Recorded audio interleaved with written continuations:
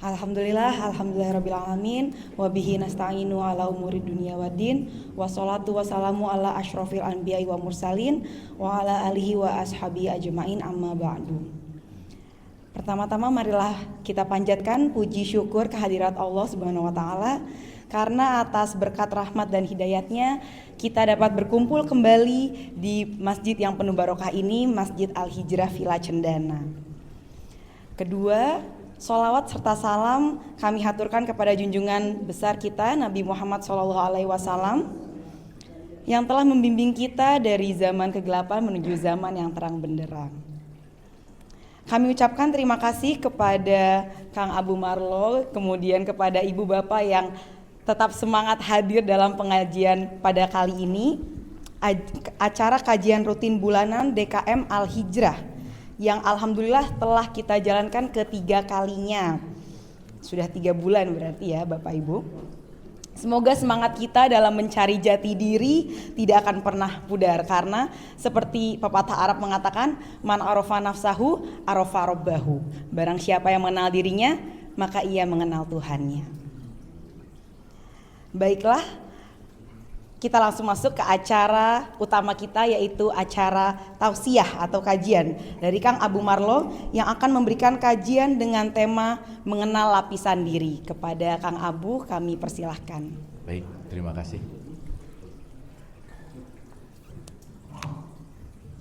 A'udzubillahi minasyaitonirrajim. Bismillahirrahmanirrahim. Robbi a'udzubika min hamazati sayatin wa a'udzubika robbi ayahdurun. Robbi shrahli sadri wa yassirli amri wahlul 'uqdatam min lisani yafqahu qauli. Assalamualaikum warahmatullahi wabarakatuh. Alhamdulillahirabbil alamin. Segala puja-puji milik Allah Subhanahu wa taala yang atas rahmat karunia kasih sayangnya. Alhamdulillah, Ibu dan Bapak yang dirahmati oleh Allah, pada siang hari ini kita dikumpulkan lagi di tempat yang mulia ini.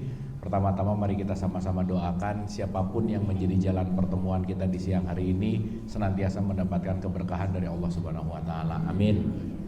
Salawat serta salam juga kita lupakan, kita sampaikan kepada seluruh nabi dan rasul, wabil khusus baginda besar kita Rasulullah Muhammad sallallahu alaihi wasallam, kepada para sahabat-sahabatnya, tabi'in, pemuka-pemuka agama, wali-wali Allah, pejuang-pejuang bangsa, dan senantiasa sampai kepada kita sampai akhir zaman. Amin, amin ya Allah ya rabbal alamin. Ibu Bapak sehat semuanya? Alhamdulillah. Udah makan siang belum?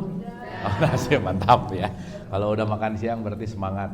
Tapi kalau kebanyakan jadi ngantuk sih ya. Nah, tapi mudah-mudahan di antara semangat dan ngantuk, jam-jam PR dan krusial untuk belajar emang jam segini. Jadi kita semangat. Yang kita lawan hari ini diri sendiri ngantuknya, dan mudah-mudahan seperti biasa kita bisa menjalankan pembelajaran ini dengan sebaik-baiknya. Saya selalu mendisklaimer ya Ibu Bapak bahwa saya bicara di sini pertama bukan mau menceramahi, bukan mau mentausiahi, tapi kita mau belajar sama-sama.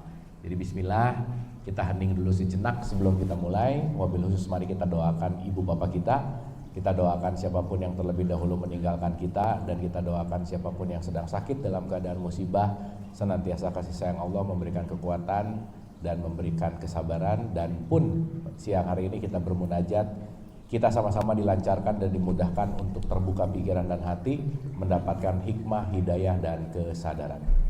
Kita santai dan rileks sesaat. Al-Hadiniyah, Al-Fatihah. A'udzubillahi minasyaitonirrajim. Bismillahirrahmanirrahim. Alhamdulillahirabbil alamin, arrahmanirrahim, maliki yaumiddin. Iyyaka na'budu wa iyyaka nasta'in, ihdinas siratal mustaqim. Siratal ladzina an'amta 'alaihim ghairil maghdubi 'alaihim waladdallin. Amin, amin, amin ya Allah ya rabbal alamin. Hatur nuhun. Terima kasih, dan kita seperti biasa belajar bersama lagi. Kita refleksi lagi. Sebentar.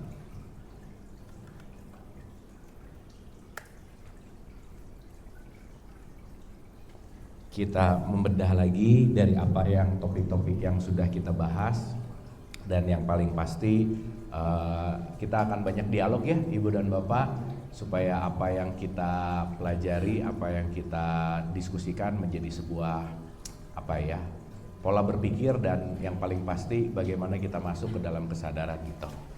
Baik, Ibu Bapak masih ingat nggak pembahasan terakhir? Hikmah yang ingat satu, yang lainnya? Oh, diwakili ya. Oke, Ibu dan Bapak, taruh ini, cek. Ini kalau saya nggak pakai mic, oke nggak? Oke, nggak usah lah ya, nggak apa-apa ya. Ya oke. Nih supaya supaya lebih ini ada noise gitu. Oke, mangga Ibu silakan.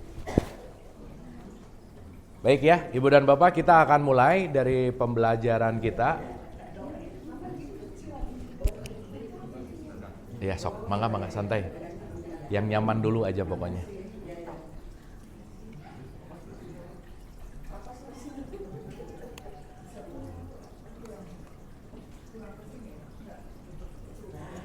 Teman-teman, suara aman ya? Iya Ibu. Monggo silakan.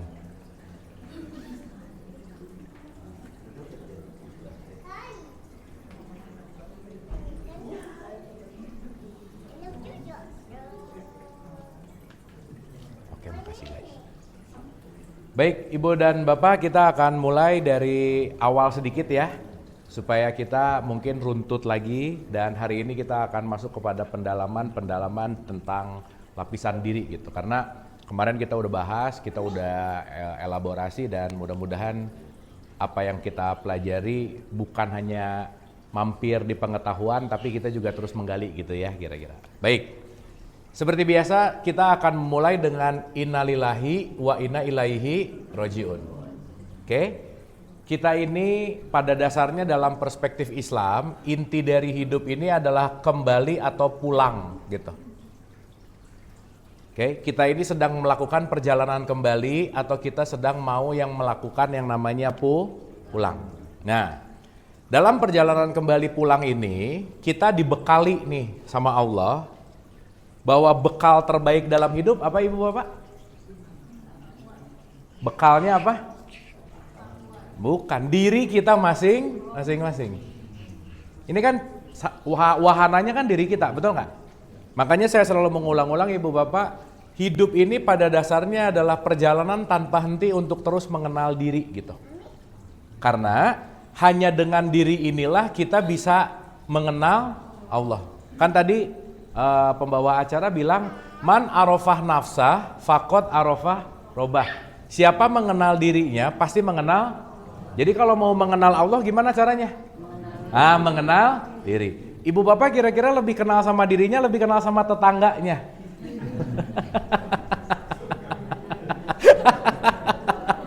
Iya, kan soalnya rumput tetangga biasanya lebih hijau ya.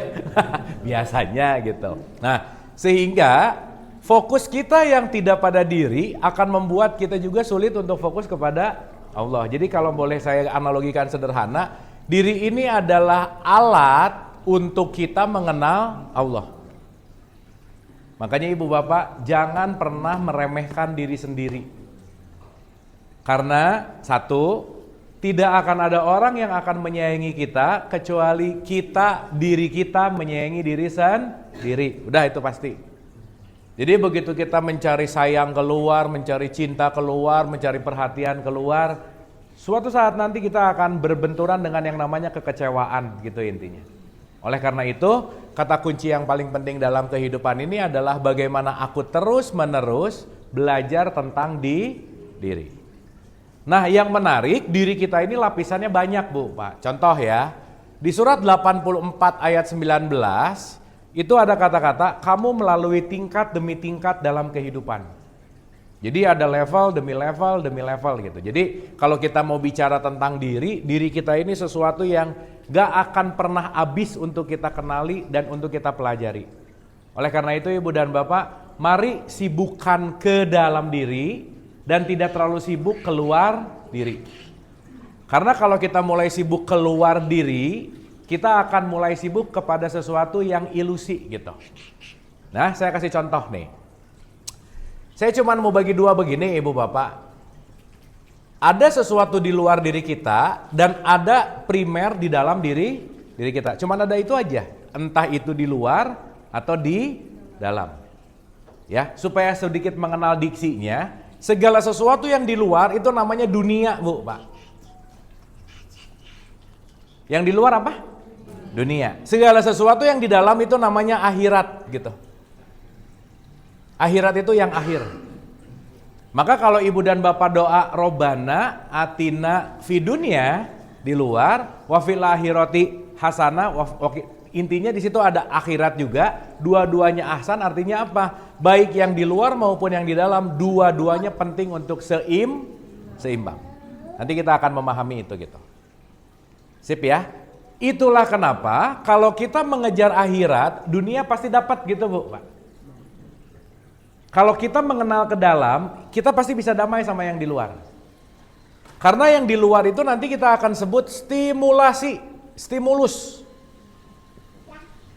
Pancingan. Saya kasih contoh. Ibu bapak, orang lain bisa bikin kita marah nggak? Hah? Orang lain itu bikin kita marah atau memancing kita marah? Yang mana? Oh, yang bener ulangi lagi. Ini jam-jam kritis memang ya. Nah, orang lain itu tidak pernah bikin kita marah, tetapi memancing kita marah. Oke? Karena urusan marah atau tidak sebetulnya keputusanku. Ibu bapak mau ada orang nyebelin, kalau nggak kepancing marah nggak akan marah, betul nggak? Tapi seringnya kepancing atau nggak kepancing? Ya udahlah ya. Sip ya. Jadi sekarang nggak relevan banget kalau kamulah yang membuat aku seperti ini. Enggak, kamu yang memilih. Karena sekali lagi di luar itu semuanya adalah pancingan-pancingan atau stimulus. Maka waspadalah terhadap dunia. Jadi waspada sama dunia ini artinya hati-hati sama pancingan-pancingan dunia luar gitu kira-kira. Karena yang terpancing atau yang tidak terpancing itu bukan urusan di dunia luar, tapi urusanku yang di dalam gitu kira-kira. Jadi ibu bapak, nggak perlu semuanya apa kelihatan nyebelin harus marah tuh nggak perlu. Seperlunya aja. Gitu ya. Sampai sini oke Bu, Pak? Sip ya. Misalnya ngelihat ada 11 diskon, pancingan bukan? Pancingan. Kepancing atau enggak bukan masalah diskonnya, bukan. Nah, kitanya. Gitu ya. Makanya yang memancing keluar itu namanya sifat setan namanya. Setan itu menjauh dari akhirat. Jadi ibu bapak tahu nggak setan nyumput di mana? Di diskon. Benar. Iya, nggak butuh pengen beli gitu kira-kira. Karena nanti ini semuanya ada kaitannya sama apa? Keinginan. Lawan dari keinginan adalah kebutuhan. Dan nggak bisa, dasar setan mengganggu aku terus. Lah, emang tugasnya.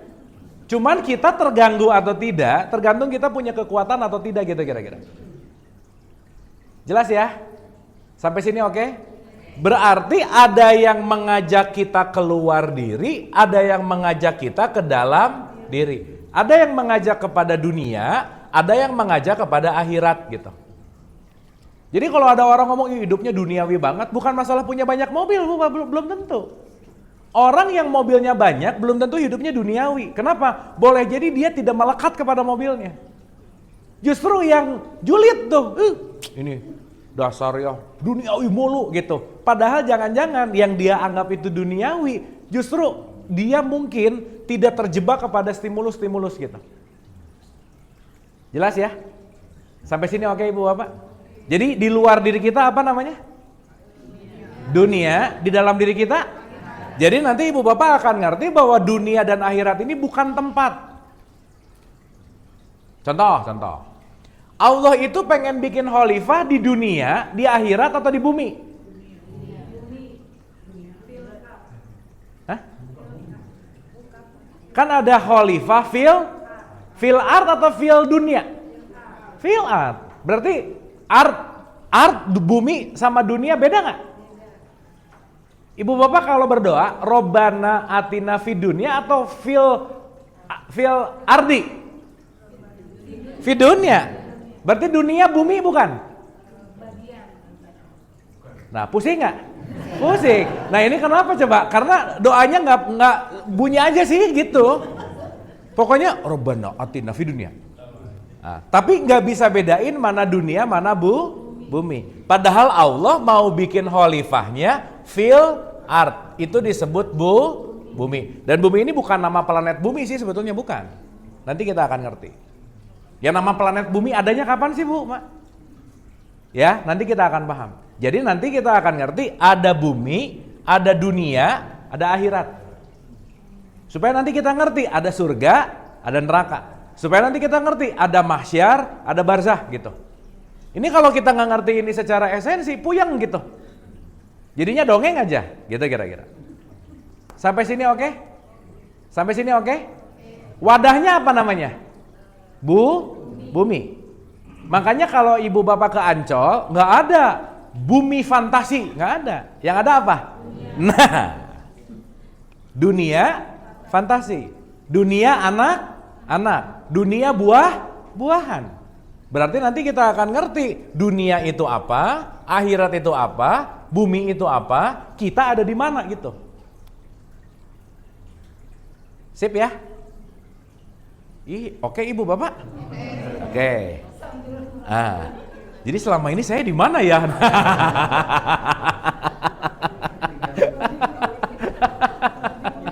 Ya, oke. Supaya nanti nggak jauh-jauh gitu nyarinya. Nah, dalam ibu bapak kita pemanasan dulu ya, karena hari ini kita akan masuk ke fase 2 pemahaman dan pengenalan diri. Dan saya rasa ini adalah pondasi paling penting untuk kita bisa melanjutkan ke sesi berikutnya. Semoga kita bisa mulai mudah memahami ini gitu. Ya, bismillah ya, pelan-pelan. 1, saya mau menggunakan 3 terminologi yang diberikan di Quran oleh Allah. Yang pertama, di surat 51 ayat 56 itu ada kata-kata wa ma khalaqtul jinna wal insa illa liya'budun. Wa ma khalaqtul. Di situ ada kata-kata khalaq. Khalaq itu artinya aku menciptakan. Cipta. Oke? Oke. Tetapi nanti ada 2 poin besar nih. Dalam diksi kata yang sederhana tapi maknanya dalam banget. Supaya nanti kita akan ngerti dalam pemaknaan ini secara esensi kita akan masuk ke dalam pemahaman. 1, ada kata-kata cipta. Yang kedua, nanti kita akan bicara dalam konteks di surat 32 ayat 9 dan di surat 2 ayat 30. Jadi ini basic ayatnya saya simpen dulu supaya ibu bapak nanti bisa nge-capture. Nanti detailnya ibu bapak, saya tulis ini PR, tolong dibuka lagi di rumahnya masing-masing. Setuju? Ya, pertemuan kelima kita UTS ya. Awas, 3 kali nggak datang nggak boleh UAS. Ya, dah intinya begitu. Supaya nanti kita punya evaluasi gitu intinya. Oke. Di surat 32 ayat 9 ada kalimat tidak menggunakan kata cipta. Aku meniupkan ruhku. Oke, di sini ada kata-kata meniupkan, tiupan. Tetapi di surat 2 ayat 30, aku hendak menjadikan Adam sebagai khalifah. Di situ ada kata-kata menjadikan. Maka ada tiupan, ada ciptaan, ada kejadian. 3 dulu nih. Supaya nanti kita akan ngerti tentang mana yang mana, atau konteksnya yang ditiupkan apa, yang diciptakan apa, yang dijadikan apa. Contoh. Ibu dan bapak kita ini sebagai makhluknya Allah yang dinobatkan di surat 1770 itu adalah manusia adalah makhluk yang paling mulia dan sempurna, betul? Yes. Tapi ingat, kemuliaan itu terletaknya pada manusia. Nah, ibu bapak ini manusia atau orang yang mana?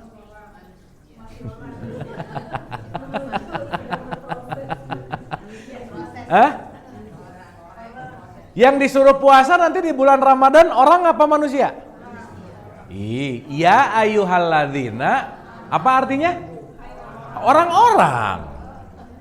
Betul nggak? Berarti ada manusia, ada orang. Oke? Kemarin kita udah bahas. Ada diri, ada identitas.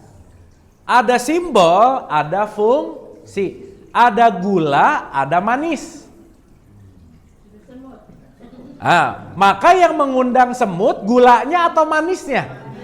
Nah, gitu. Kalau ibu bapak beli gula tapi asin, namanya garam. Karena dua-duanya putih. Oke? Maka jangan terjebak oleh warna, jangan terjebak oleh rupa. Karena kenapa? Dua-duanya putih tapi rasanya berbeda. Dan nilai tidak terletak pada putihnya, pada warnanya, pada pakaiannya, pada identitasnya, nggak di situ. Karena Allah nggak terlalu penting identitas kamu itu apa, pangkat kamu itu apa, tetapi kamu jadi manusia atau tidak gitu.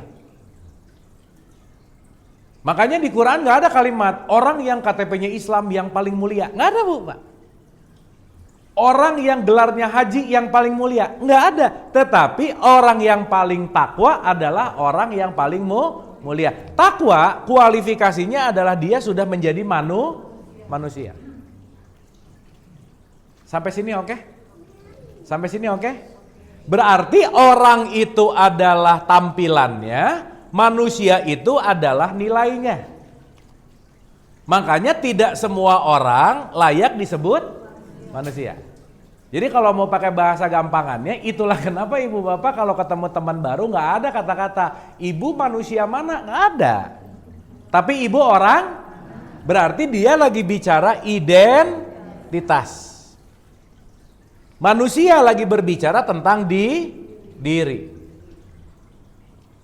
Ya.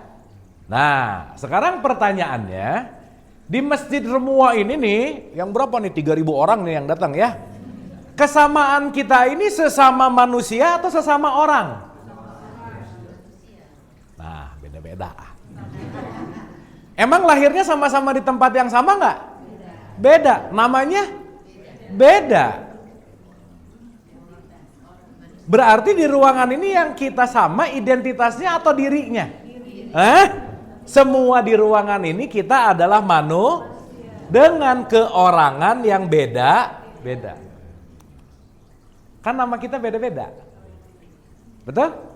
Berarti agama itu diri atau identitas? Identitas.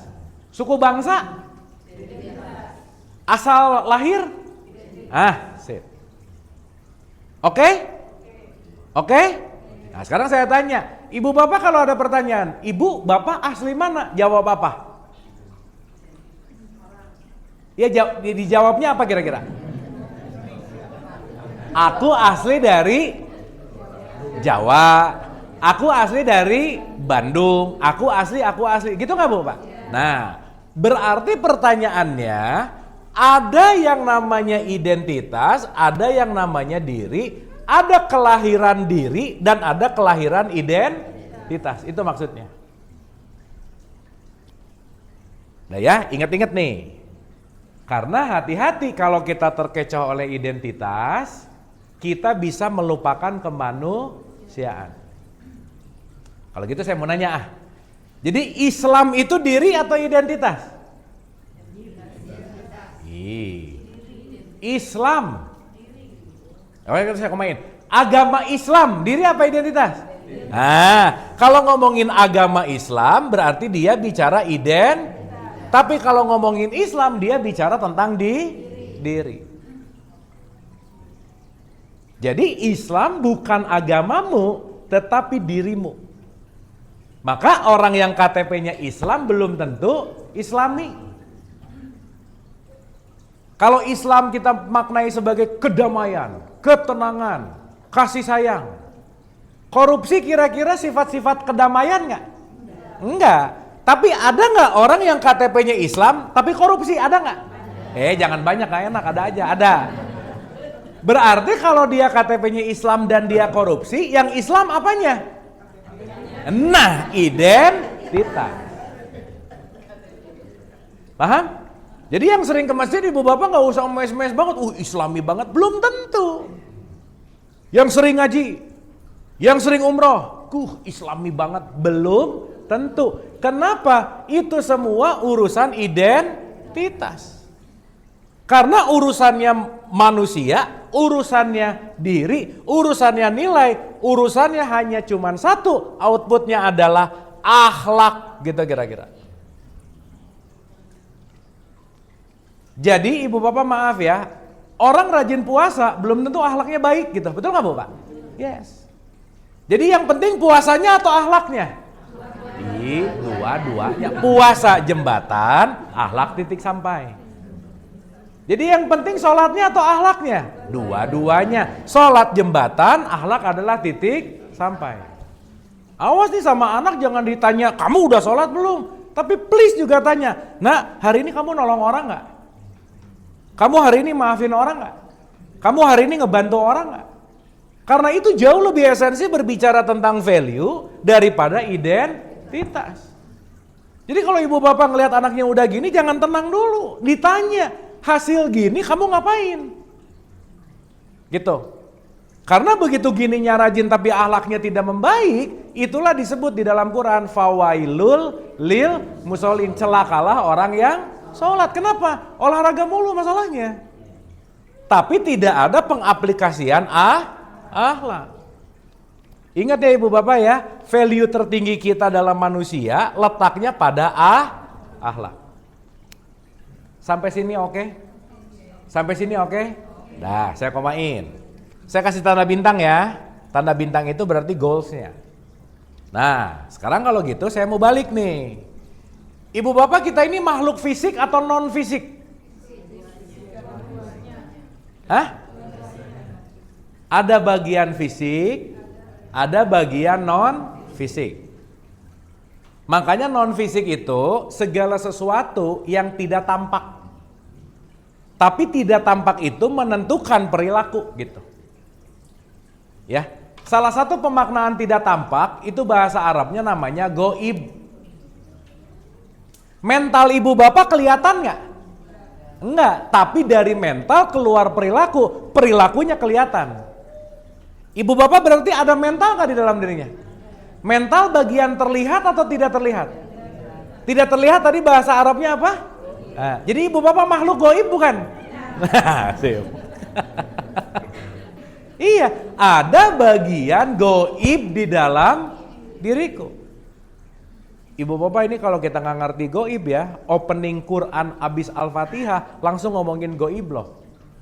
Yu'minuna bil goib, orang yang memiliki keimanan terhadap yang goib. Artinya apa? Memiliki kesadaran dan pengetahuan kepada sesuatu yang tidak hanya tertampak fisik gitu kira-kira. Termasuk mental kita nggak? Yes. Sampai sini oke? Sampai sini oke? Dah. Berarti kalau ngomongin lapisan diri yang paling luar kita itu disebut wadah. Itu disebut tubuh, itu disebut jasad atau jisim. Apa Bu Pak?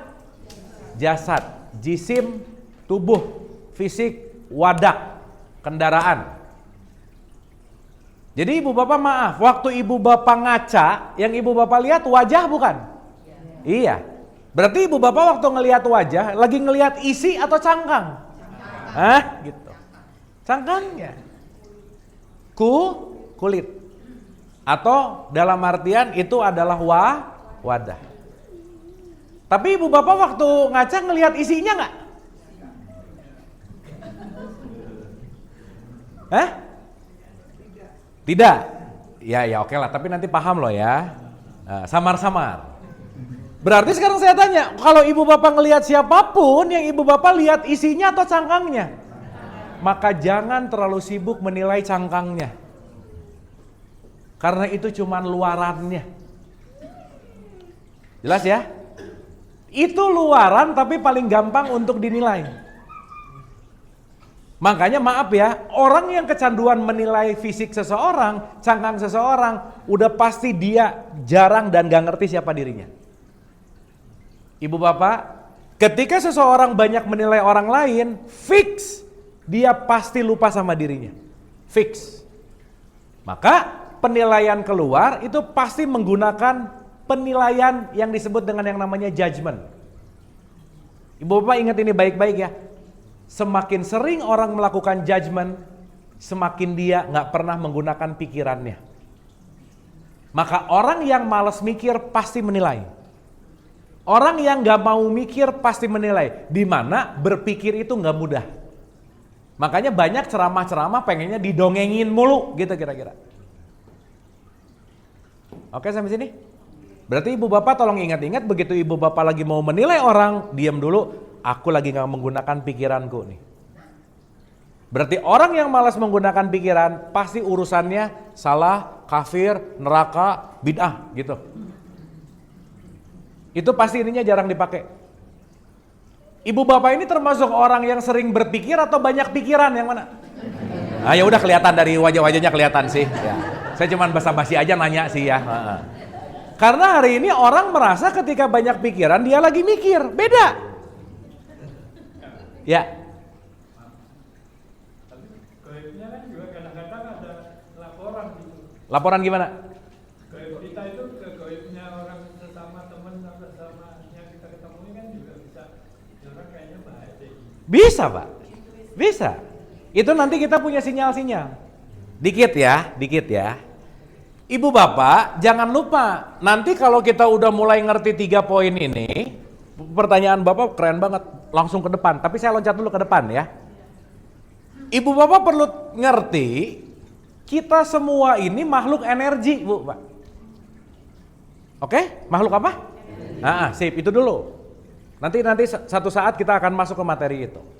Sehingga mau nggak mau, suka nggak suka, kita ini, semua sel kita ini punya 50 triliun, satu selnya itu sekitar 1,4 volt. Berarti kita ini dikelilingi oleh medan energi. Nanti bentuknya tuh kayak donat Bu Pak. Itu namanya kalau dalam penelitian sains disebut torus. Artinya apa? Ini nanti kita punya titik-titik yang disebut dengan yang namanya cangkang energi. Bahasa keren yang ibu bapak pasti sering dengar, sering disebut namanya aura. Pernah dengar nggak? Tapi beda sama kodam loh ya, ini nggak ada urusannya gitu. Ntar habis gini cek kodam lagi, bukan, beda. Iya Pak, makanya nanti kita ngerti. Maka ibu bapak, setiap orang itu dia punya lingkarannya. Jadi sebelum ibu bapak ngobrol sama siapapun, yang ngobrol tuh energinya dulu sebenarnya. Makanya ibu bapak kalau ketemu siapapun, begitu kita mendekati seseorang, ada hawa-hawa rasa gitu loh Bu Pak. Contoh. Tipikal orang yang energi vibrasinya bagus, maka dia akan memancarkan sinyal-sinyal yang vibrasinya bagus. Makanya ibu bapak maaf ya, kalau ibu bapak datang ke satu tempat di mana orang di dalamnya ngomongin orang, ngejelekin orang, pulang capek badannya pasti. Gak enak. Ataupun balik lagi, ketika ibu bapak ketemu sama seseorang, ngobrol 5 menit, dan obrolan itu membuat kita jadi semangat, jadi lebih oke, berarti dia good vibes.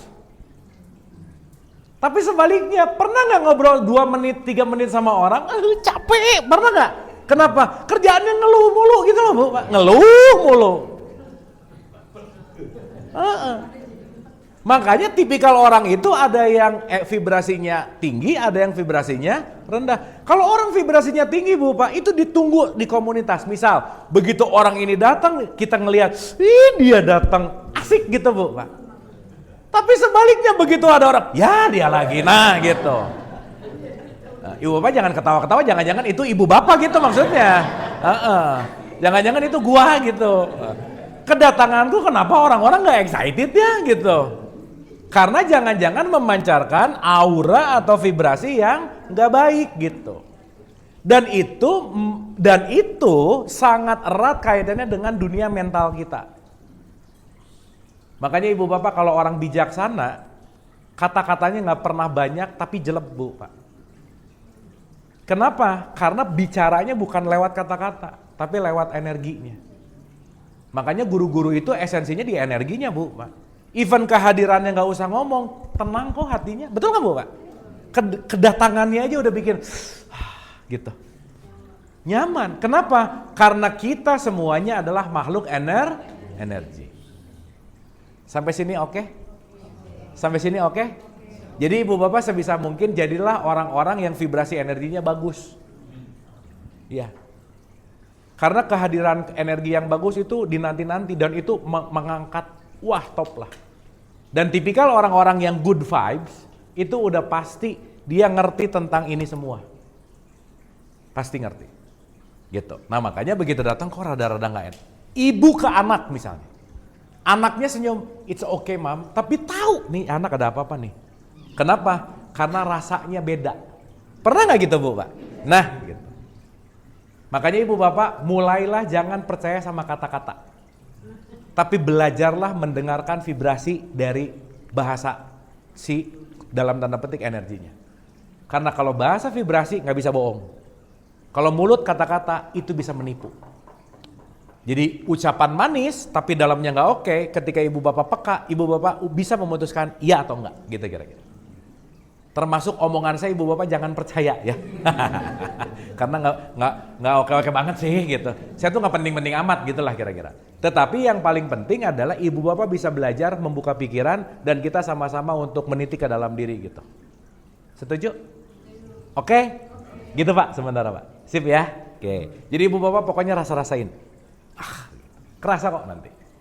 Nanti ibu bapak kalau sholatnya makin khusyuk, ibu bapak akan menyadari bahwa ibu bapak akan sangat peka terhadap frekuensi. Karena orang yang sering khusyuk, dia akan masuk kepada pemekaan tentang esensi energinya. Makanya orang yang rajin sholat itu dilindungi. Dilindunginya bukan abis gini set ada penjaga, bukan. Tapi aku semakin peka untuk bisa menerima sinyal. Karena ibu bapak nanti kita akan ngerti hidup ini urusannya gelombang. Bukan masalah kata-katanya tetapi di belakang gelombangnya itu ada vibrasi dan frekuensi gitu kira-kira. Oke? Sip? Oke nggak ini?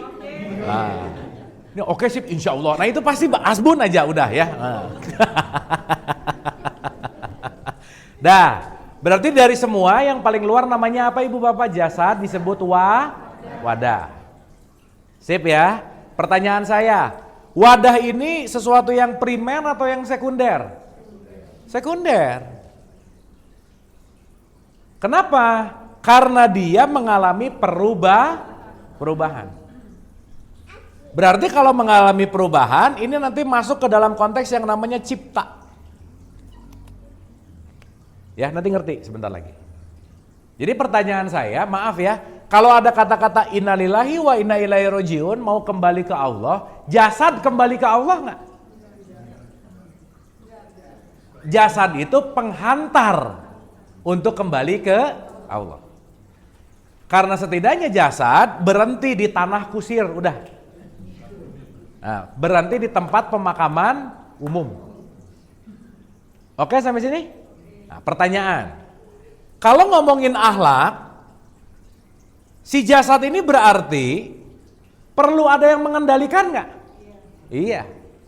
Yang membuat gini, tangan saya ibu bapak lihat ini adalah bagian dari jasad saya, betul nggak? Tangan saya ini benda baik, benda buruk. Nah, tergantung dari siapa yang mengontrol jasad gitu. Oke? Maka kemarin kita udah bahas hardware kita. Lidah, tangan, kaki, kulit. Lidah, tangan, kaki, kulit. Makanya kemarin kita bahas itu yang waktu kita wudhu itu urusannya ke situ, diingetin. Dan kita punya yang namanya software. Di mana si software ini udah mulai masuk ke ranah-ranah goib. Ingat ya, goib itu bukan uka-uka hantu, bukan Bu, Pak. Anggap aja ini sudah mulai masuk ke ranah mental. Ibu bapak makhluk goib termasuk nggak kira-kira? Apa buktinya? Contoh, kita buktikan dulu ibu bapak makhluk goib ya. Nah, kita buktikan dulu. Ibu bapak bisa lihat spidol nggak? Bisa? Bisa. Lihat sekarang? Lihat. Ingetin nih ya. Terus sekarang saya suruh ibu bapak coba merem Bu Pak matanya. Bayangan spidol bisa masuk ke dalam memori nggak? Nah, sip. Berarti spidol ini terekam di dalam diri kita nggak? Di memori di dalam diri kita. Nah, kira-kira orang nggak ngerti tentang kesehatan, bukan kesehatan sih, tentang kesadaran, dia lupa mana yang asli, mana yang palsu. Yang palsu dianggap asli, yang asli dianggap palsu. Yang asli namanya realitas, yang palsu namanya ilusi. Paham? Paham? Ulang. Kita langsung praktek aja ya, dikit-dikit ya Ibu Bapak ya. Supaya Ibu Bapak pulang dari sini, oh ini maksudnya. Oh ini maksudnya. Contoh. Ibu Bapak lihat spidol? Begitu merem ada di dalam benak pikiran nggak? Oke. Pulang bisa masih inget nggak? Sip. Sekarang spidolnya saya masukin nih ke kantong belakang. Yang realitas itu yang ada di pikiran Ibu Bapak atau yang di kantong saya? Nah, mulai. Ini mulai. Ulang. Nah, awas nih. Ini kalau ilusi jawabannya mabuk aja ya. Nah, ini penyakit orang nggak khusyuk tuh karena mabuk Bu, Pak. Jadi Bu Bapak ternyata ya begitu ada perasaan nggak enak, ternyata lapar Bu Pak ya. Nah udah gitu aja, udah cepat makan lah. Oke, realitasnya saya megang spidol, ada di tangan saya. Clear? Clear. Sekarang saya simpan ke saku. Udah nggak ada dong di tangan saya. Abis perkara spidol nggak ada lagi, betul nggak? Tapi perkara mental kemana-mana dibawa di dalam pikiran. Jadi Ibu Bapak waktu pulang dari sini kepikiran spidol, itu realitas bukan? Ilusi kan udah di sini nih. Betul nggak? Nah, jadi sekarang saya tanya, yang sering ngegoda kita, realitas atau ilusi? Nah, gitu maksud saya. Ibu Bapak maaf ya. Orang bisa nyakitin hati kita nggak? Dia ini belum setengah jam udah lupa lagi, ulang sekali lagi ah. Orang bisa nyakitin hati kita nggak? Nggak bisa. Mereka hanya memancing. Sip? Dah. Ibu Bapak kira-kira kalau namanya dijelekin, jelek lu gitu, sakit hati nggak? Ya nggak ada harusnya, udah saya nanya yang bener, ada udah sakit hati aja gitu ya kira-kira ya. Dah. Sekarang saya tanya. Si orang ini ngomong ngejelekin kita sekali. Nah, betul nggak Pak? Tahun depan masih bisa kerasa nggak? Berarti yang bermasalah orangnya atau ilusi dirinya? Jadi kalau tipikal orang yang dulu ya, orang ini ya, berarti dia bermasalah dengan bagian non fisik di dalam dirinya, dia bermasalah dengan yang namanya mental. Paham Ibu Bapak? Jadi Ibu Bapak please jangan bilang dia jahat, jangan bilang dia apapun, karena kenapa? Dia ngomongin kita sekali, tapi Ibu Bapak muter di pikirannya 1000 kali. Ya gimana enggak begitu dijelekin, besoknya curhat sama temennya, kemarin gua ya sama dia. Diceritain sama dia. Diulang nggak? Ketemu teman yang lain diceritain lagi. Diulang nggak? Terus yang ulang-ulang siapa? Berarti yang jahat siapa? Nah udah sih mantap. Tapi paling enak nyalahin nggak? Semua ini gara-gara dia. Padahal yang kita salahin happy-happy orangnya ya. Oke Ibu Bapak? Ya. Dalam rangka nggak percaya sama Abu. Tapi realitanya emang jelek. Yang sakit hati itu ilusinya kan? Betul. Yang realitanya tetap jelek. Jelek gimana? Yang jelek, yang realitanya emang jelek. Ya. Kan jelek atau enggak penilaian Pak. Relatif. Jelek menurut Bapak sama jelek menurut saya beda gitu. Betul nggak Pak?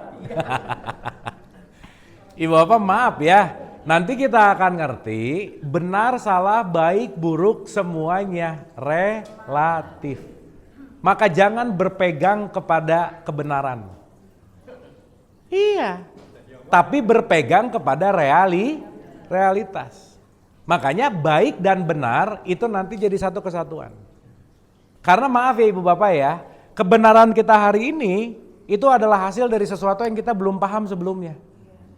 Dan yang kita anggap salah hari ini, boleh jadi kitanya juga belum paham. Jadi kata kuncinya dalam hidup adalah jangan terlalu cepat mengambil keputusan. Karena nanti yang ibu bapak mencak-mencak jahat ya, jelek ya, tahu-taunya yang kita jelek-jelekin cuma dia yang nolong kita dalam hidup kita bu pak, mau apa? Yang baik sama kita nggak ada yang nolong tuh, yang kita jelek-jelekin malah dia yang datang sebagai penolong, mau ngomong apa? Betul nggak bu pak? Sip ya, maka sebisa mungkin kita jangan terlalu cepat mengambil keputusan. Sampai sini oke? Sampai sini oke? Nah sekarang saya tanya, urusan sakit hati, julid, benci, iri, dengki, itu ada pada jasad nggak kira-kira? Bukan. Bukan, ada pada wilayah goib kita. Nah sekarang kita masuk nih. Berarti jasad udah jelas bukan primer ya. Ya, kenapa? Karena berubah. Pertanyaan, yang primer itu adalah yang fitrah. Maka yang fitrah itu yang langsung datang dari Allah, gampangannya begitu. Itulah aku tiupkan ruhku. Ruh itu kalau mau pakai bahasa gampang, ruh itu gampangannya beginilah. Aku tiupkan daya hidup. Jadi ibu bapak kita ini semua kalau ngelihat apapun ini semua adalah hidup. Itu hidup ikan. Ikan adalah hidup yang kita beri nama ikan. Pohon adalah hidup yang kita beri nama pohon. Kita adalah hidup yang kita beri nama sebagai manusia. Tapi pada dasarnya kita apa? Hidup. Makanya Allah itu disebut ya hayu.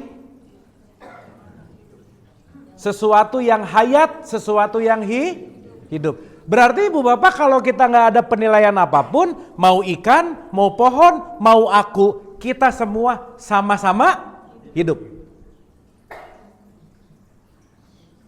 Sampai sini oke? Berarti sama-sama hidup, sama-sama kenapa penting untuk kita melakukan yang namanya harmoni. Makanya disebut rahmatan lil alamin. Coba deh ibu bapak kalau mulai ngerti ini, ngelihat kucing, oh itu si hidup. Ngelihat pohon, oh itu si hidup. Ngelihat ikan, oh itu si hidup. Begitu kita ngelihat semuanya si hidup, kita pasti nggak akan pernah menilai dan kita akan menjadi merasa bagian dari semuanya. Pasti kita saling mengamankan bu, Pak. Makanya salah satu ciri orang yang beriman adalah saling mengamankan. Jadi kalau keberadaannya bikin nggak aman, itu pasti nggak beriman aja. Saling membahayakan. Ibu bapak maaf ya. Orang rajin sholat bisa rajin buang sampah sembarangan loh bu. Pak. Kalau buang sampah sembarangan kira-kira lagi merusak alam nggak? Alam hidup bukan? Berarti membuang sampah sembarangan sama dengan tidak merawat hidup. Betul nggak bu Pak? Berarti nggak Islam namanya. Paham sampai sini? Ibu bapak ngelihat ada jenderal, ada tukang beca, ada tukang bakso. Tiga-tiganya sang hidup nggak? Beres.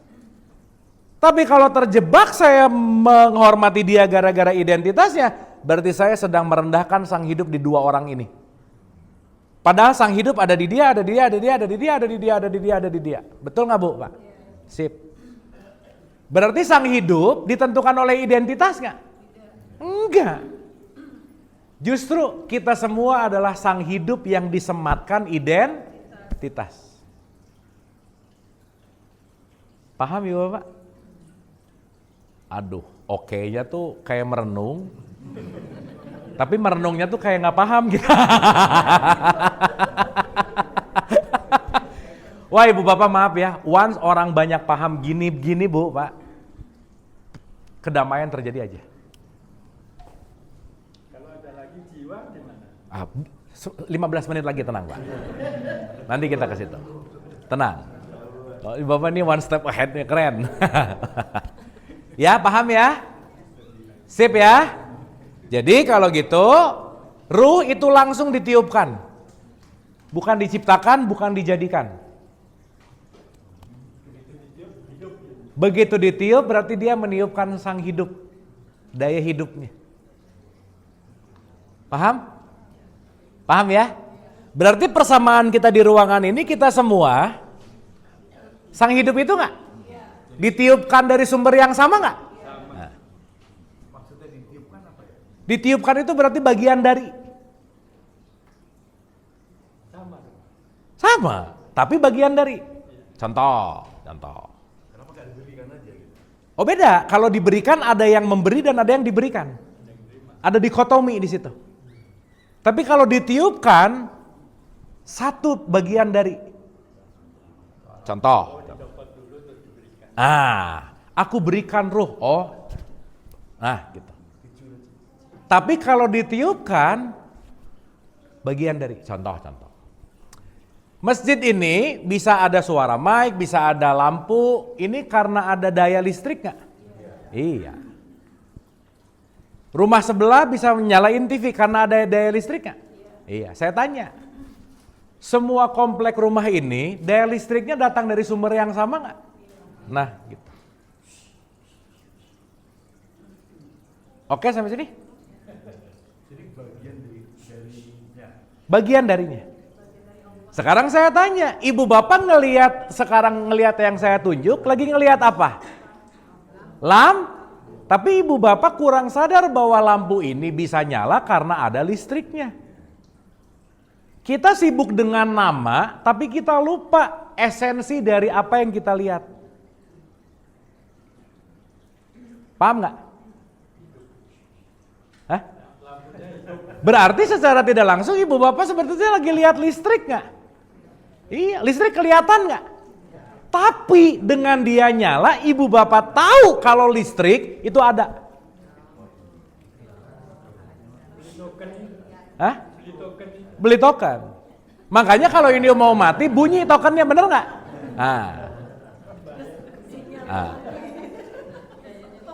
Ini dapat dulu nggak? Ulang-ulang ya, ulang. Gini. Ini tuh kita agak loncat ke pembahasan 15 ke depan nggak apa-apa ya. Tapi yang penting ibu bapak dapat aja. Ada 3 terminologi saya mau pinjam dari Ibnu Arabi namanya. 1, disebut wujud. Apa bu pak? Wujud. Bukan. Beda. Nanti setelah wujud ada mawujud.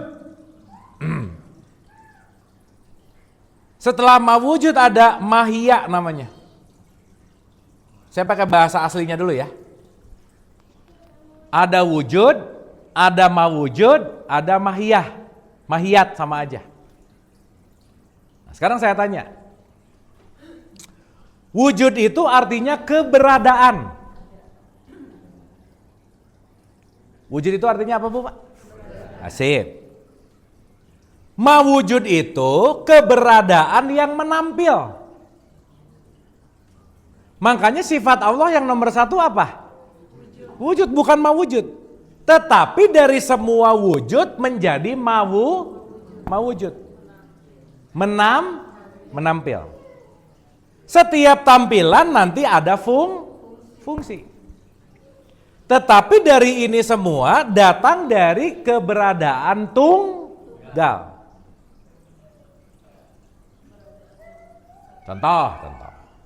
Contoh ya. Ibu bapak ini papan tulis. Semua ini tempat di mana saya bisa menggambarkan sesuatu, betul nggak? Saya kalau ngegambarin di sini bisa nggak? Nggak bisa. Kenapa? Sesuatu yang menampil perlu wadah tampilan. Paham? Sehingga ibu bapak jadi ngelihat tulisan alif lam lam ha, ibu bapak jadi ngelihat tulisan dunia, ada bulat, semuanya. Disadari atau tidak, sebenarnya ibu bapak dari tadi cuma ngelihat papan tulis. Papan tulis ini artinya wujud. keberadaan tunggal. Sampai sini oke? Nah, setiap tulisan ada kembali, ada alif lam lam, ini namanya mawujud. Menam pada apa? Pada papan tulis, pada sang wujud. Berarti mungkin nggak mawujud ada kalau nggak ada wujudnya, mungkin nggak? Nah, sekarang tuh udah kepikiran wujud itu gini nih. Ini wujud. Bukan, ini namanya mawujud.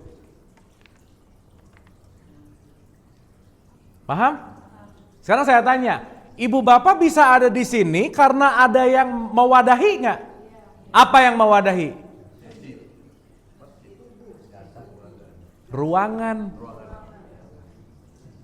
Maka ruangan ini secara skala mikro ini adalah kita bisa mewujud di ruangan ini. Paham? Dapat ya?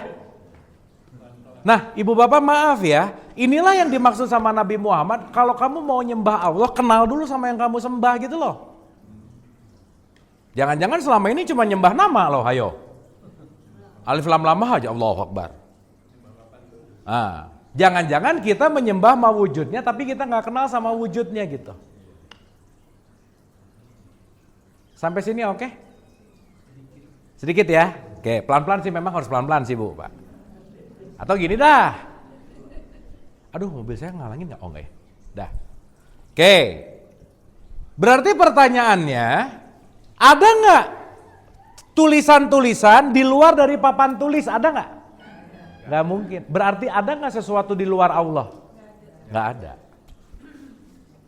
Maka Allah itu segala sesuatu keberadaan tempat di mana apapun mawujudnya itu hadir. Maka tidak akan pernah terpisah antara makhluk sama Allah tuh nggak mungkin. Ya. Berarti kita mawujud dari wujud nggak? Iya. Berarti ibu bapak bagian dari papan tulisnya semesta raya nggak? Iya. Tapi ibu bapak papan tulis itu bukan? Bukan.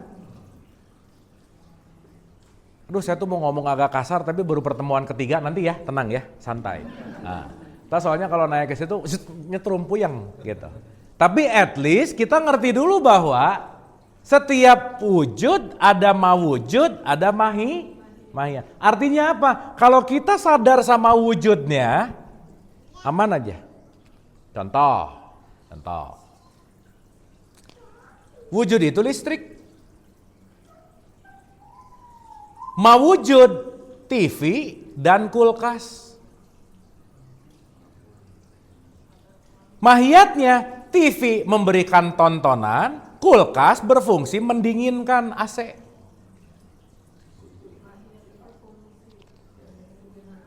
Paham? Sekarang saya tanya. TV dan kulkas kalau nggak ada listrik, nyala nggak dia? Jadi esensi ibu bapak bisa nonton TV karena ada, gitu. Tapi karena filmnya udah drakor sedih-sedih banget, boro-boro kepikiran listrik gitu. Yang ada gua lagi sedih.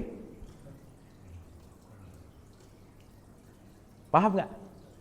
Padahal pun ibu bapak nonton bioskop, yang ibu bapak lihat cuman layar putih dari awal juga.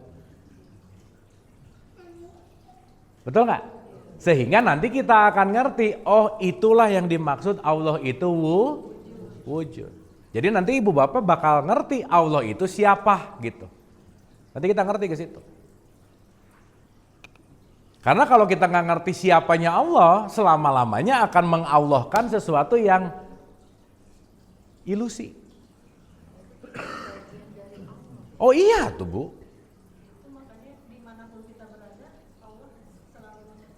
Makanya kenapa kalau kita mau pulang ke Allah harus tahu alamatnya nggak? Nah terus alamat Allah di mana? Kemana saja kamu menghadap, di situ wajah Allah. Jadi Allah itu sesuatu yang dekat, sesuatu yang jauh. Jadi ibu bapak pulang ke Allah, pulang ke tempat yang jauh atau yang dekat? Nah itu kata kuncinya. Jadi maksud saya ibu bapak, jangan sampai nggak peduli sama yang dekat-dekat sama kita. Minimal jalan kembali ke Allah adalah berbuat baik sama orang-orang terdekat. Selesai.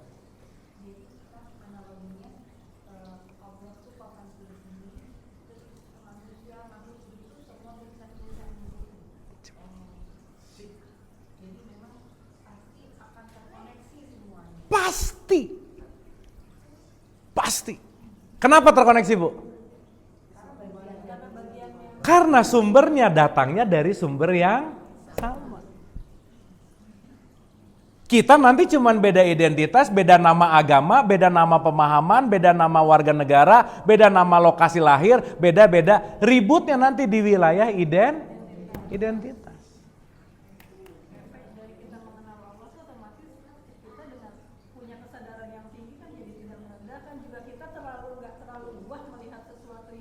Betul, betul.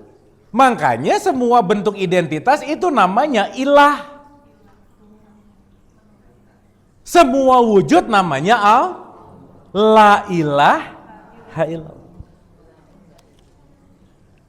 Jadi ibu bapak gampangannya berarti ibu bapak kalau ngelihat semua orang Allah juga nggak? Bagian dari dia nggak? Mau wujudnya dia nggak? Ya udah jangan dihina dong gitu. Ya. Kenapa L bukan di mawujud? Kenapa? Listrik bukan di mawujud. Karena L ini adalah daya hidupnya. Daya hidup itu muncul dari sesuatu yang lain yang dihidupkan. Ya. Kalau interpretasi daripada ruh dan jasad, sebetulnya bukankah ruh itu mawujud dari wujud? Enggak. Kenapa? Karena L atau listrik adalah energi, di mana energi nggak bisa diciptakan, nggak bisa dimusnahkan, dia hanya bisa bertransformasi. Listrik dari mana ciptaannya, Pak?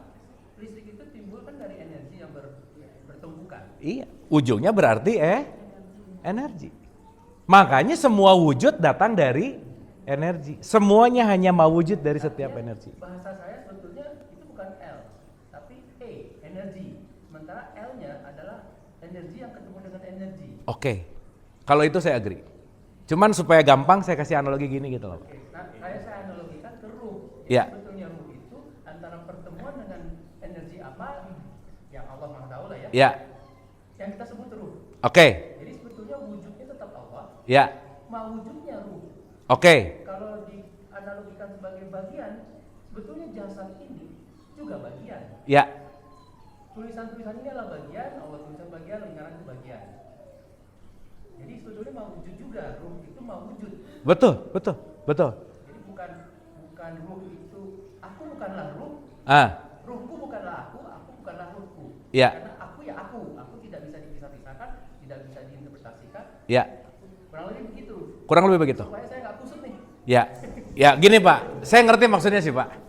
Cuman kalau bahas ke situ, ini rada agak panjangnya nanti ke sini nih, gitu. Tapi dapat nggak maksud saya ketika kita ngerti di sini ada wujud, mawujud dan mahiyat, artinya apa? Setiap apa yang kita lihat itu hanyalah mahiyat sama mawujudnya. Jangan lupa sama wujudnya gitu loh Pak maksud saya. Itu dulu aja. Gitu. Saya paham Pak, paham banget. Ya. Lalu kenapa Allah itu meniupkan? Saya pengen dapat sesuatu. Nah itu tadi kontradiksi. Kenapa Allah meniupkan? Karena dia punya perencanaan untuk memawujudkan segala perencanaannya dia gitu loh Pak. Itu aja. Karena kita bagian dari part planning besarnya dia gitu. Makanya dia memawujudkan gitu. Ya. Iya. Nah ibu bapak juga jangan mikir Adam tuh laki-laki namanya bapak Adam. Bukan. Nah, nanti kita bahas Pak. Gitu. Adam dan Hawa itu bukan laki-laki dan perempuan, nikah, punya anak. Bukan. Karena Adam dan Hawa itu proyeksi dari satu yang namanya ruh, yang satu namanya jiwa. Nanti kita bahas ke situ. Maka Yang pulang yang kemana? apa? Yang pulang itu kemana? Nah, sekarang saya tanya. Berarti kalau ibu bapak udah mulai paham adalah Allah ada di mana-mana, terus pulang mau kemana? Iya tahu ke Allah. Enggak berarti kan pulang itu jangan mikir nanti aku pulang. Enggak. Jadi ibu bapak, tapi tolong direnungin ya. Ibu bapak telah ada di tempat pulang. Udah gitu aja. Cuman urusannya jangan-jangan nggak sadar gitu aja. Karena kenapa? Ibu bapak mengalami amnesia massal, udah gitu. Iya. Akibat identitas. Lo masa mau ketemu Allah nunggu nanti? Aku mati dulu terus ketemu Allah. Kalau ketemu, kalau enggak, apalagi salah alamat, repot nggak? Ah, gitu. Oke ya, sip. Sip nggak ini? Mantap.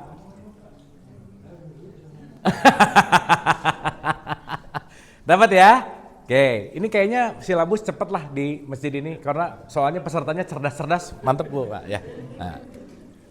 Ini kata-kata wujud mawujud mahiyat beneran Bu Pak. Ini biasanya ada di urusan-urusan udah ke 15, 16, 17 gitu. Tapi karena sparklingnya ada ya udah gitu. Gitu ya. Makanya Ibu Bapak kenapa sih sekali lagi ilmu tertinggi itu adalah ilmu pengenalan diri untuk mengenal Tuhan, gitu aja. Dan itu seumur hidup gitu by the way. Sehingga nanti Pak Tata akan mendapatkan jawaban tanpa kata-kata gitu.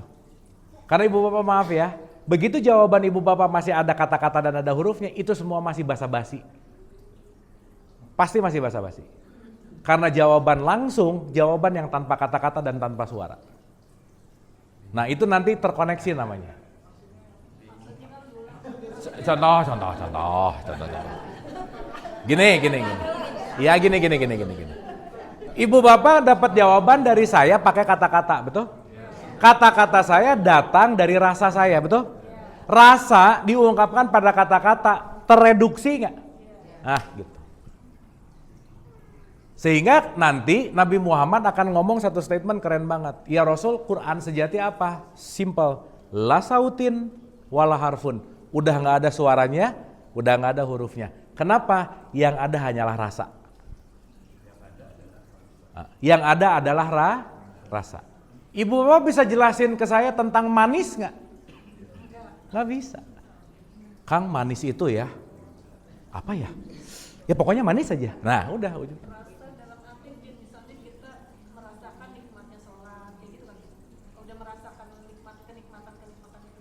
Itu namanya perasaan. Beda. Ada rasa, ada perasaan, ada merasa. Itu beda semuanya. Aku tuh kayaknya merasa udah soleh deh. Nah itu merasa namanya. Ini kita bicara rosok rasa. Nah. Apa? Ya. Rasa menjadi perasaan, menjadi merasa. Jadi sholat itu urusan rasa atau urusan perasaan? Rasa, bukan perasaan. Kalau sudah jadi rasa. Ya gimana mau jadi rasa lagi? Allahu Akbar. Rakaat 2, rakaat 3. Nah, kalau ini mabuk namanya. Nah, itu beda. Betul. Karena puncak dari wujud itu cuma satu, Bu, Pak. Welas asih. Rahman Rahim. Iya, mungkin dulu tapi mungkin Pak.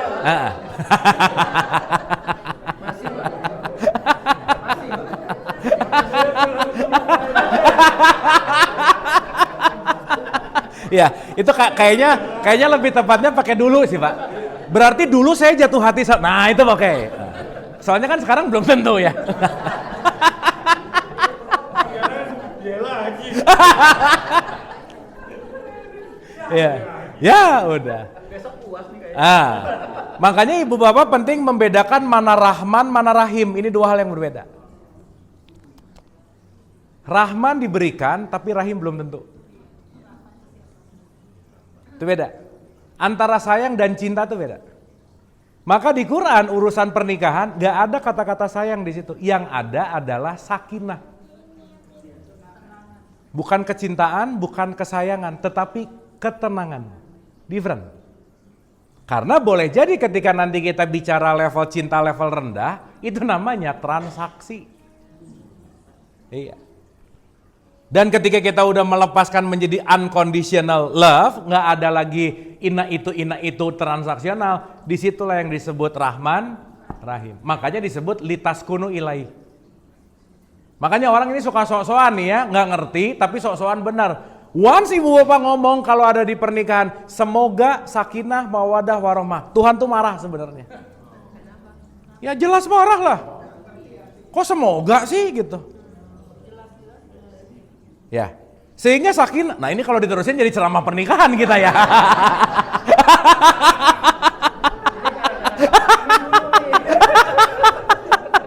Dikit-dikit ya supaya paham. Ibu bapak maaf nih. Mawadah dan warohmah itu adalah kasih dan sayang. Pertanyaan saya, kasih sayang Allah itu semoga atau pasti? Ya udah, jadi kalau mau pakai kata-kata yang benar, cuman satu, semoga sakinah titik. Kenapa? Mawadah warohmahnya udah mesti gitu loh. Ini kan gara-gara nggak ngerti, semoga samawa. Habis gitu semoga til jannah, betul nggak? Padahal jannah itu kebun, bener nggak? Berarti sampai depan tuh kebun.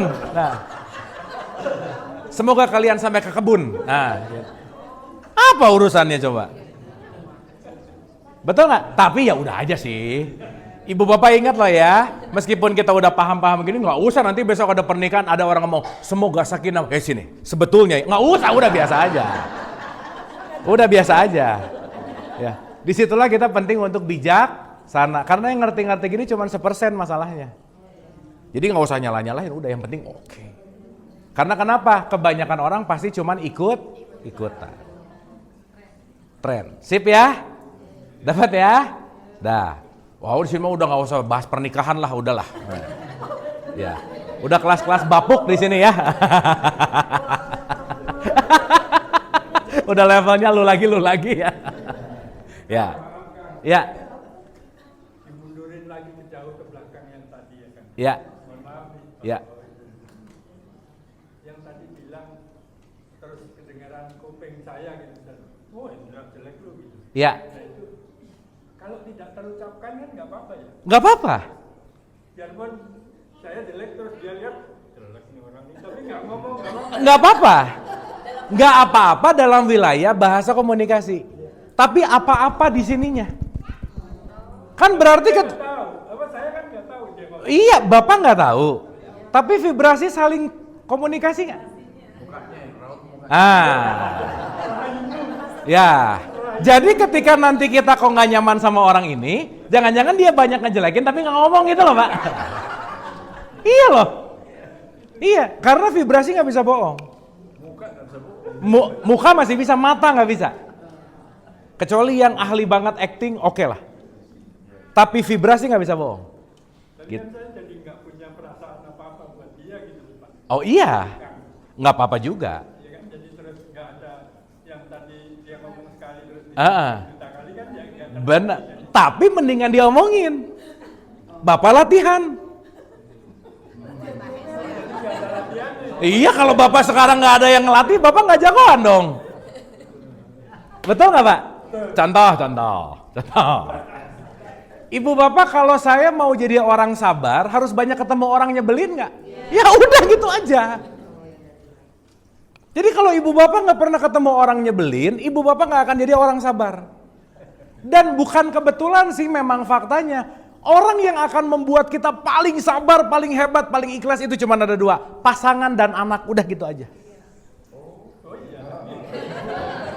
Udah. Iya. Jadi jangan heran kalau pasangan nyebelin banget, jangan heran. Itu sistemnya Bu, Pak. Ibu bapak nih ya. Nih. Ibu bapak nanti pulang baca surat 64 ayat 14. Ketahuilah pasanganmu dan anakmu adalah musuh bagimu. Jelas. Jadi musuh besar hidup kita siapa? Pasangan. Jadi ibu-ibu tidur sama musuhnya nggak kira-kira? Iya. Pun sebaliknya. Nah, makanya dari permusuhan itu ciptakanlah sakinah. Kalau pengen musuhnya banyak, iya. Jadi kalau istrinya banyak berarti otomatis yang banyak apanya? Puyeng pasti gitu. Nah ini Pak Tata mulai-mulai nih ya. Nah, belum ngerti tauhid udah ngomongin poligami gitu. Nah, Tapi emang modus-modus gitu sih.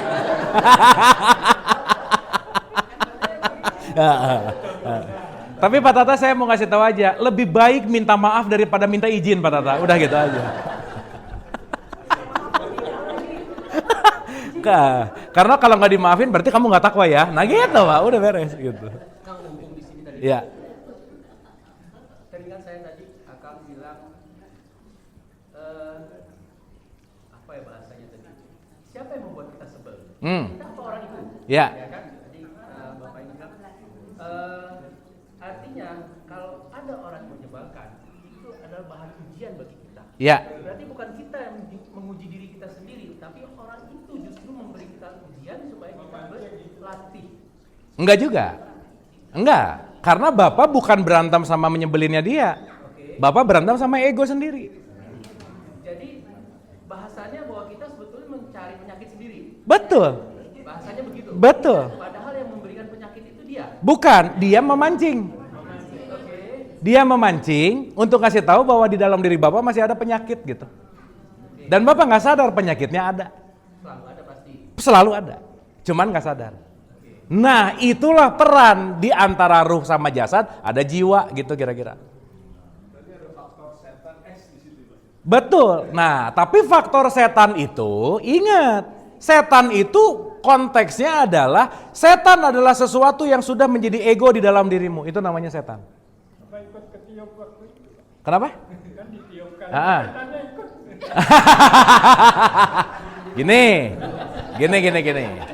Gini. Ibu Bapak, ini kita bahas di pertemuan yang akan datang sih. Jadi gini, aku tidak menciptakan jin dan manusia untuk menjadi hamba menyembahku, begitu nggak?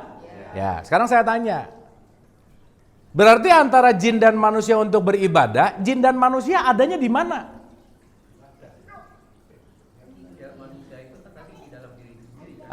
Berarti Tuhan ngasih dua perangkat. Jin itu artinya kecerdasan, kepintaran. Itu namanya jin. Manusia itu kebijaksanaan. Sekarang saya tanya, pintar bisa korupsi nggak? Berarti dia pakai jin tapi nggak jadi manusia gitu kira-kira. Nah sekarang saya tanya, ibu bapak begitu kita lahir dikasih pengetahuan nggak? Bisa bikin pintar nggak? Keinginan bisa terjadi nggak? Nah itulah keinginan-keinginan yang akan membuat kita terus-menerus ingin menguasai atau terus-menerus ingin ngasih semua keinginan-keinginan yang bentuknya adalah setan gitu kira-kira. Jadi kepintaran kita setan kita bukan? Iya dong. Berarti ketika menuntut ilmu termasuk setannya nggak? Maka begitu setan masuk, datangnya konsep, datang program. Itulah yang disebut makan buah huldi. Maka Adam adalah wujud yang dia makan buah huldi, akhirnya wujud menjadi mahiat gitu kira-kira. Jadi banyak mau nggak dia? Emang ibu bapak waktu anak-anak kecil banyak maunya nggak kira-kira? Enggak. Tapi dia banyak mau ketika dia udah dengerin ini, dia makan huldi nih. Jadi punya konsep.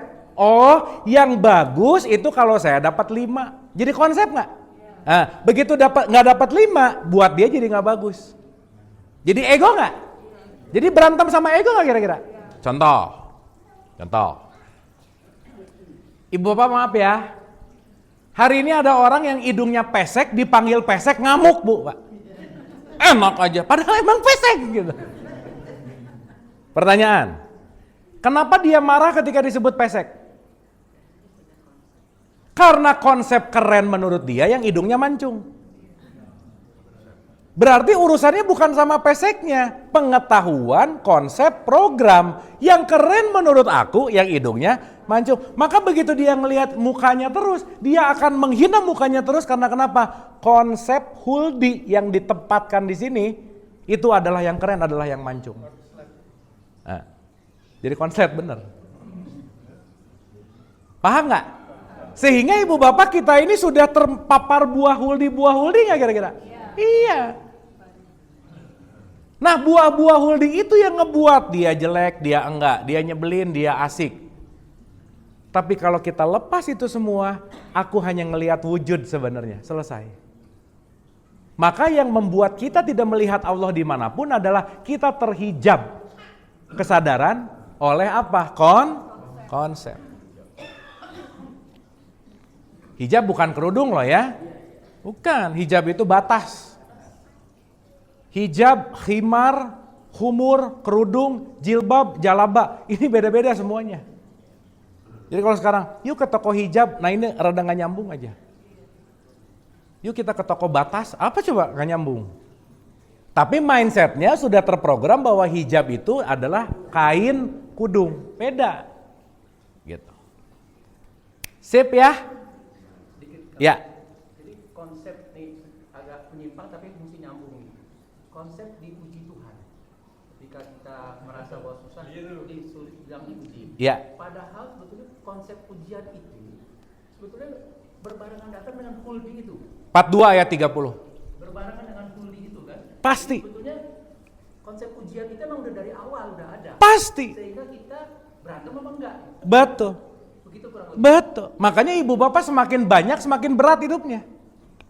Semakin banyak punya, semakin banyak ujian nggak? Iya. Karena kenapa? Kita nanti ngerti bahwa contoh, ibu bapak hidup pasti ada ujian, setuju nggak? Siapa yang ngasih? Awas kalau nyebut Allah mengujiku. Allah pusing lah lu yang milih.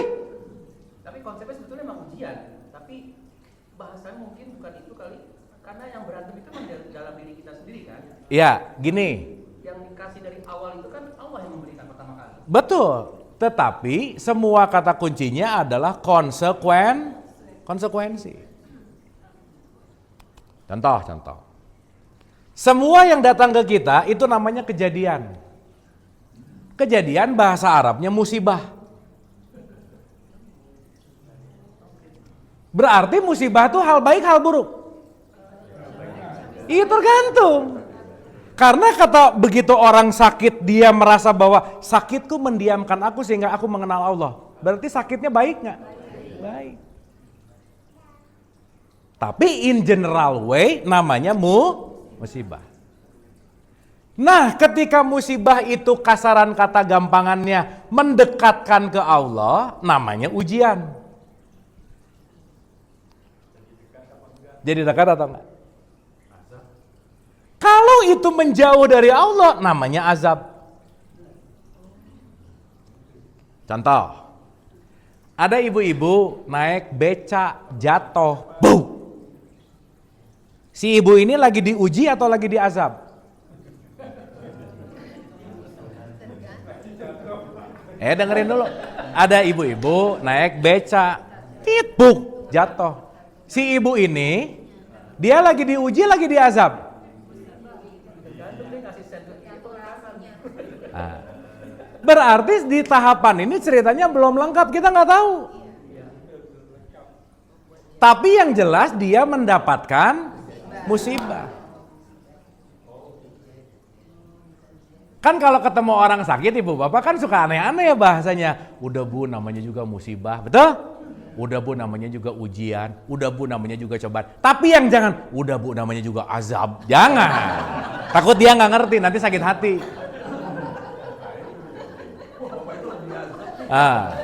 Berarti kalau kita ngelewat ke rumah sakit semuanya lagi diazab nggak? Belum tentu. Saya lengkapin ceritanya ya, bagus Pak pertanyaan Pak, bagus nih. Saya lengkapin ceritanya. Si ibu ini naik beca mau datang ke rumah temennya, mau ngegosipin temennya. Berarti dia jatuh gara-gara dia apa? Nah, dengan harapan kalau diazab treatmentnya satu, tobat kembali. Berarti jatuhnya dia pengingat, oh oke. Kayaknya dari something wrong nih, gue dikasih jatuh. Pilihannya mau tobat atau enggak. Tapi kalau si ibu ini niatnya naik beca mau sedekah ke kampung belakang, jatuh, itu namanya diuji. Masih tetap mau sedekah atau enggak. Makanya kalau lagi diuji, treatmentnya ada dua, sabar, syukur. Nah sekarang saya tanya, Ibu bapak lagi bener-bener tahu diuji atau diazab nggak? Loh, ibu bapak duduk di sini lagi diuji nggak nih? Atau jangan-jangan lagi diazab? Oh, bisa nggak? Bisa. Kalau yang datang ke sininya kepaksa misalnya. Nah, Pak kenapa datang? Dipaksa istri. Ah, udah diazab aja. Udah pasti gitu. Misalnya. Nah, ibu bapak nanti ini kita akan bahas di 4 pertemuan yang akan datang sih. Tapi intinya satu bu, Pak. Keren. Ini penting banget. So ibu bapak nggak usah terlalu pusing. Ya, ini ujian azab. Ah, udahlah nggak usah terlalu pusing. Supaya aman, mau ujian kek, mau azab kek, kerjain aja 3-tiganya. Sabar iya, syukur iya, tobat iya. Beres.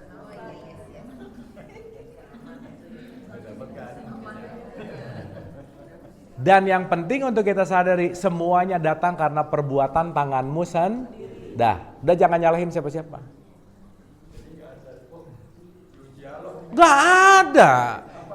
Ibu bapak maaf ya, Allah itu wujud, dia cuma nyiapin sistem, kamu yang main di sini.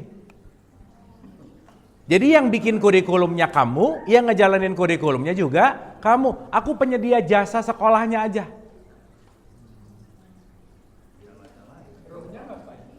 Apa? Menghidupkan kan? Daya, kalau nggak ada daya nggak bisa sekolah dong.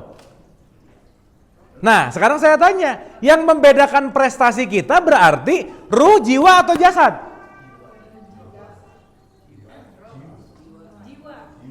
Gini. Semua petunjuk itu ditiupkan, semua kita petunjuknya udah, karena nanti Quran sejati itu di ruh. Nanti kita ngerti ke situ. Nah, sekarang saya tanya, berarti kita semua di sini kualitas ruhnya sama nggak? Sama.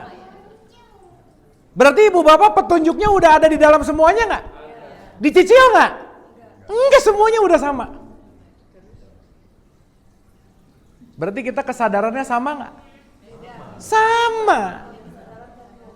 Tapi yang beda kualitas pelitnya, udah gitu aja. Itu ada di jiwa.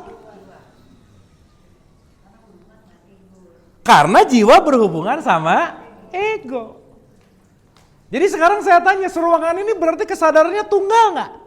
Tunggal, cuman jiwa kita, ego kita, pilihan kita beda.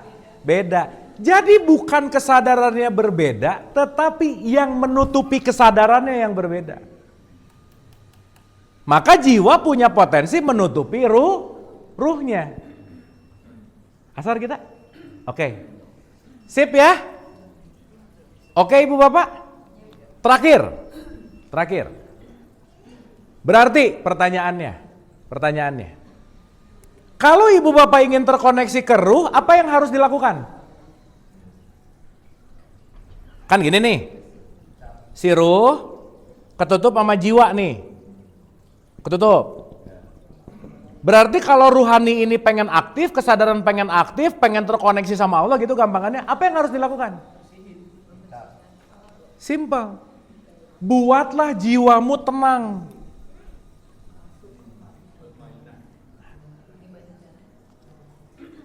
Latihlah jiwamu dalam ketenangan, maka dalam jiwa yang tenang kita akan terkoneksi ke sumber, gitu kira-kira.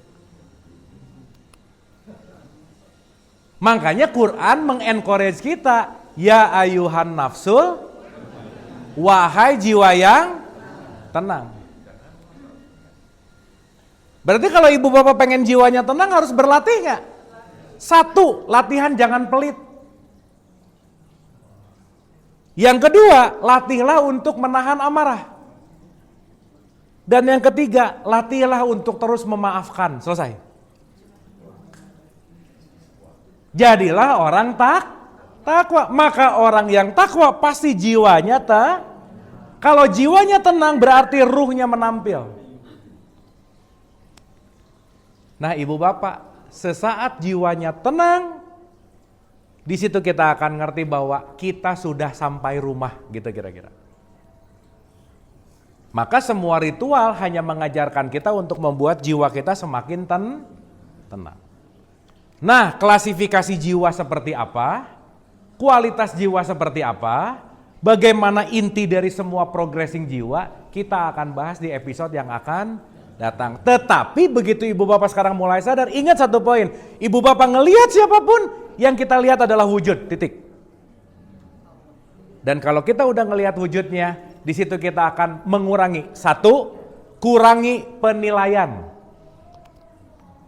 Dan once kita sudah mengurangi penilaian, itu akan membuat jiwa kita semakin tenang. Oke? Yuk kita sama-sama latihan untuk terus-menerus menenangkan jiwa. Oke ya ibu bapak ya? Kita udah asar, jadi kita insya Allah selesaikan. Insya Allah kita akan detailkan lagi. Ibu bapak, rekaman ini sebelum pertemuan yang akan datang tolong ditonton minimal 2 kali, oke? Next kita akan gas derajat jiwa. Supaya kita akan lebih detail lagi, oh jiwa itu ini, derajatnya gimana cara masuk ke level mutmainah gitu kira-kira. Sip ya, ibu bapak ya? Oke, sebelum kita asar, kita tutup dulu. Al-Hadiniyah, Al-Fatihah. Auzubillah.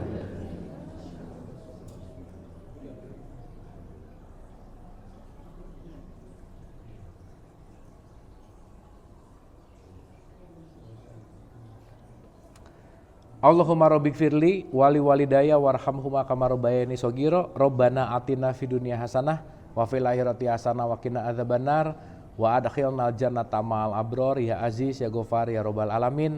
Subhana rabbika rabbil izzati amma yasifun wa salamun alal mursalin walhamdulillahi rabbil alamin. Amin amin ya Allah ya rabbal alamin. Hatur nuhun ibu bapak sehat selalu dan tetap bahagia, dan semoga kita sama-sama selalu belajar dan melatih supaya jiwa kita semakin tenang. Terima kasih, mohon maaf lahir dan batin. Wabillahi taufiq wal hidayah. Assalamualaikum warahmatullahi wabarakatuh. Terima kasih.